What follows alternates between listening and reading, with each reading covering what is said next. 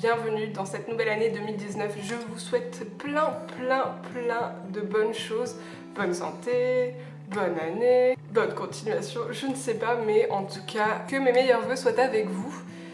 Donc, cette année, je commence avec un book haul. Le book haul du mois de décembre. Donc, j'ai peu de livres papier à vous présenter, mais une tonne de e-books parce qu'en fait, il y a encore eu une opération de Bragelonne. Donc, ça fait beaucoup. Donc, je vais aller assez rapidement. Le premier livre papier que je vais vous présenter, il s'agit de Celle qui murmurait à l'oreille du mec en costard de Laetitia Constant, publié chez J'ai lu. Ça fait un bout de temps que j'avais repéré ce livre quand il était sorti au grand format chez Pygmalion, il me semble. Je ne suis pas sûre de la maison d'édition. Mais voilà, je trouvais l'illustration trop rigolote. Donc on est sur une histoire où une jeune femme est à la tête d'un haras. Un haras où elle soigne les bêtes, les chevaux un peu traumatisés, comme dans L'homme qui murmurait à l'oreille des chevaux, pour ceux qui adorent ce film comme moi. Et en gros, ce haras va être racheté. En fait, les terrains sur lesquels ils sont vont être rachetés par une propriété immobilière, je crois. Et bien sûr, elle va rencontrer l'homme qui est en charge de ce projet de réhabilitation, qui est le fameux mec en costard. Donc après, on s'en doute, c'est sympathique, ça sera sans doute très léger. Une lecture parfaite pour le printemps, je pense. Ensuite, voici le premier tome des Détectives du Yorkshire, donc, qui est écrit par Julia Chapman et qui est publié chez Robert Laffont de leur collection La Bête Noire. Il s'intitule Rendez-vous avec le crime.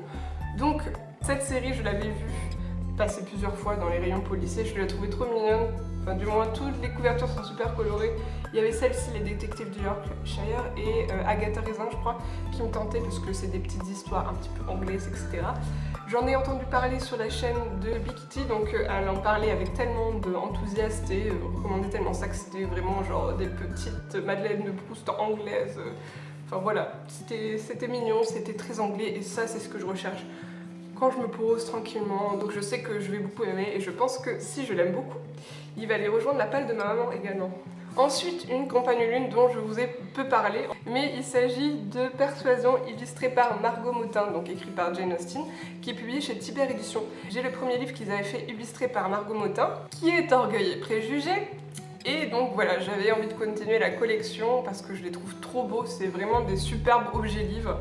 Donc ensuite on a bien sûr, quand on prend avec Ulule, plein de petites goodies, donc un petit calendrier, une affichette, etc. Et enfin voilà, ils sont juste magnifiques, reliés avec du tissu, super pagination. Puis bien sûr on a des illustrations, bien sûr je vais pas vous en trouver quand j'en vois une. Ah c'est là. Donc des illustrations grande page de Margot Motin avec son humour si particulier et en plus des petites illustrations, donc voici les en-têtes de chapitre par exemple, donc avec les lettrines. En gros c'est un superbe objet livre et Persuasion est l'un des Jane Austen que je n'ai pas lu. Il est également disponible en librairie mais c'est un tirage limité en fait. Donc essayez de vous renseigner si jamais vous le voulez. Je ne promets rien mais sinon il est aussi disponible sur le site de Tiber Éditions. Donc tout n'est pas perdu si vous n'avez pas participé à la campagne Ulule. Ensuite, donc, on passe au fameux e-book. En fait, j'ai un petit peu abusé, honnêtement, on va dire ce qui est. Je m'étais dit qu'en habitude, avec les opérations de Bragelonne, je ne me casse pas trop la lunette, j'essaie de peu en acheter parce que ma pile e-book finalement explose. J'arrive à limiter ma pile papier en fait, mais ma pile à lire e-book, c'est une horreur, c'est encore plus une horreur que ma pile à lire papier. Parce que tout simplement je ne vois pas les livres que j'accumule, que j'entasse, etc. Mais quand on a des livres à 1 € même pas, c'est très difficile de résister. Et ce mois de décembre, c'était une petite OP, donc où il y avait toutes les suites de séries. Donc, dans mon challenge, je finis mes séries, personnelles bien sûr, et ben j'ai craqué en fait. J'ai acheté plein de suites de séries, mais moi je vais clôturer. Et ça va être cool. Donc, l'un des premiers livres, que bien sûr ce n'est pas une suite, je parle de suite, mais là c'est pas une suite, c'est purement un craquage. Il s'agit de La Dernière Duchesse, qui est publiée chez Milady bien sûr, et qui est écrit par Daisy Goodwin. Donc dans cette histoire-ci, on se retrouve au 19e siècle, il me semble. À l'époque en fait où toutes les héritières américaines sont mariées aux aristocrates de la noblesse, parce que elles sont très riches et eux ont un titre de noblesse, donc forcément ça leur donne un cachet aristocratique, et aux aristocrates anglais ça leur apporte de l'argent. Donc cette jeune femme, elle se retrouve mariée à un aristocrate anglais, elle découvre la société anglaise, britannique, enfin voilà, la monarchie, etc. Donc elle est un peu perdue et on a son histoire.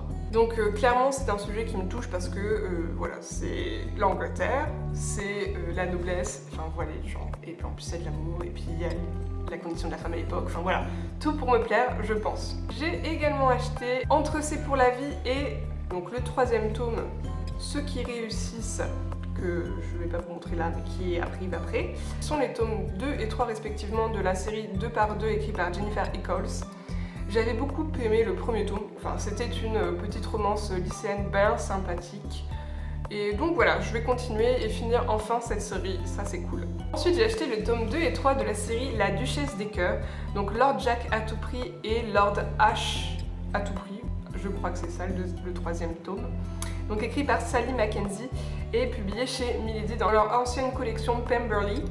Et voilà, j'avais adoré, mais vraiment adoré le premier tome, je l'avais trouvé bourré d'humour, il m'avait fait mourir de rire. Donc clairement, le tome 2 et 3, ça va vite être lu, j'ai vraiment hâte de continuer cette série, ça m'a fait mourir de rire. Ensuite, j'ai acheté toute une série, en gros, de Amy Reilly qui s'intitule Heart and Thrones, je crois que c'est ça, avec Le jeu de l'assassin, L'honneur de l'espion et La flamme du prince. Donc on est dans un univers de fantasy, c'est publié chez Bragelonne et on a 3 histoires, je crois que c'est dans le même univers mais c'est pas du tout relié l'une à l'autre, avec 3 jeunes femmes. Le premier, le jeu de l'assassin, cette jeune femme est un espion assassin qui doit tuer, je crois, un roi, sauf qu'elle s'éprend de lui. C'est de la fantasy mais avec beaucoup de romance et d'amour. J'ai vu que des bonnes critiques donc je vais me tenter, voilà.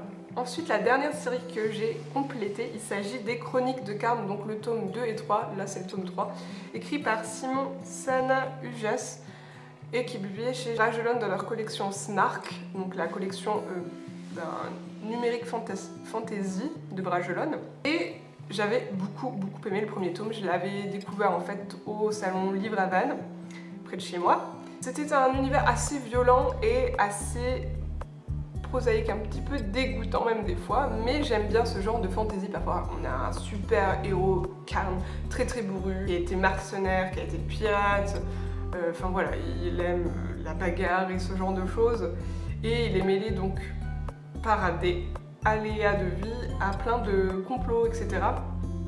Donc on va poursuivre le déroulé de sa vie à Carne dans ses 2e et 3e tomes, et j'ai hâte d'en savoir un peu plus, notamment ce son passé.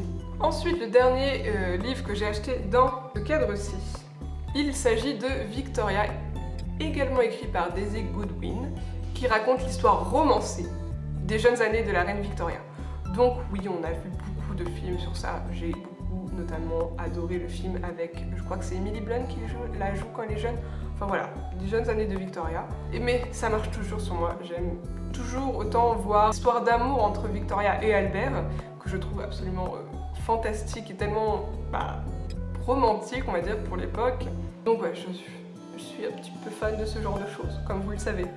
Et enfin, le dernier e-book que j'ai acheté, donc oui, ça fait beaucoup, hein. Honnêtement, je pense que ma palle numérique a explosé.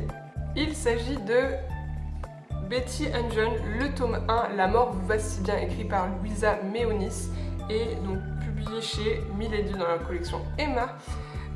Donc on a une jeune femme qui en fait est morte et se retrouve ange et à devoir veiller sur des gens.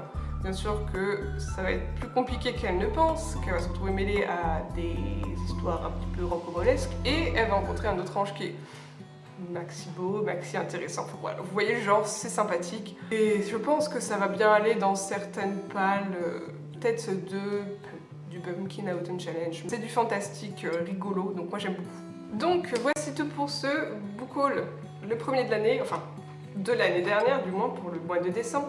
Si jamais vous avez lu un de ces livres, n'hésitez pas à m'en dire ce que vous en avez pensé en commentaire. Si jamais vous avez des suggestions des lectures, n'hésitez pas en commentaire également. Et moi je vous dis à bientôt pour une prochaine vidéo et